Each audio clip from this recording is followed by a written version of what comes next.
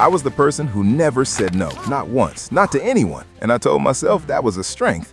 Every morning I woke up and my first thought was not about myself, it was about what everyone around me needed from me that day. I laughed at jokes I did not find funny. I agreed with opinions I did not believe. I smiled through conversations that were draining me completely dry. At work, I stayed late every single time someone asked, not because I wanted to, because the idea of someone being disappointed in me felt like a physical danger. I had a friend who called me only when something was wrong in her life. I answered every time. I never once asked myself why she never called when something was right. I changed the way I talked depending on who was in the room. Different voice, different opinions, different version of myself. I was so good at it, I stopped noticing I was doing it. There was a moment at a party where 3 different people pulled me in 3 different directions. In the same evening, I made all 3 of them feel like the priority. I drove home feeling like I did not exist. I avoided conflict the way some people avoid fire. The moment I felt tension rising, I would immediately soften myself, apologize, agree, disappear into whatever shape the other person needed. My own opinions started to feel like liabilities, so I buried them deep under layers of yes and of course and whatever you think is best. I remember sitting at a dinner table with people I had worked for years to impress and realizing I had no idea what I actually enjoyed eating. I had been ordering based on what seemed acceptable for so long. The exhaustion was not the kind of sleep fixed, it was the kind that came from performing a character all day, every day, and never once stepping off stage. So, I lost my first real relationship because I had no edges. She did not know where I ended and where she began. She said it felt like love in a mirror, that it reflected her back but never showed her anything real. My family thought I was the easy one, the agreeable one, the one who never caused problems. What they did not see was that I was simply too afraid to take up space. I started getting physically sick, headaches, tightness in my chest. My body was sending signals my mind had been trained to ignore. Year 3, I sat across from someone who disagreed with me about something small, something completely insignificant, and I felt my whole body prepare to apologize before I had even responded.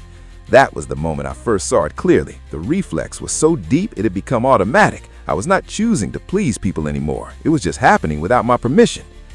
I started seeing a therapist. She asked me one question in our first session that I could not answer. She said, "What do you actually want? Not what does everyone else need? What do you want?" I sat there for a very long time, and then I told her the truth. I said I genuinely do not know. She told me that people-pleasing is not kindness, it is fear wearing the costume of kindness. That sentence broke something open in me that I had kept locked for a very long time. I started paying attention to how I felt after interactions instead of during them. During, I was performing. After, the truth came through. And most of the time, the truth was, I'm exhausted and I feel used, and I did this to myself. I tried saying no for the first time in years, to something small, a favor someone asked that I genuinely did not have time for. My hands were shaking when I typed the message. No, I cannot make it work this week. The person did not collapse, the friendship did not end, the world did not stop. They said okay and moved on in 30 seconds. 5 years of anxiety, and the answer was okay. But the real cost was not the exhaustion or the lost relationships or the years of performing. The real cost was that I had become a stranger to myself. I did not know my own opinions. I did not know my own preferences. I did not know what I found genuinely funny or genuinely interesting because I had outsourced all of that to whatever the room needed.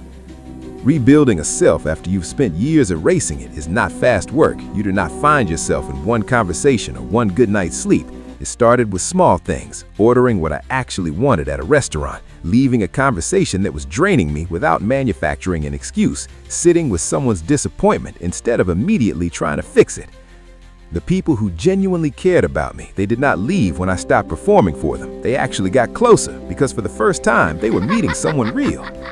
The people who disappeared when I stopped being endlessly available, they were never there for me. They were there for the service I was providing. That distinction cost me 5 years to understand.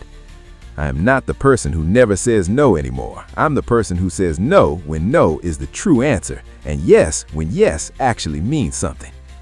What did 5 years of trying to make everyone like me cost me? It cost me the years I should have spent learning to like myself.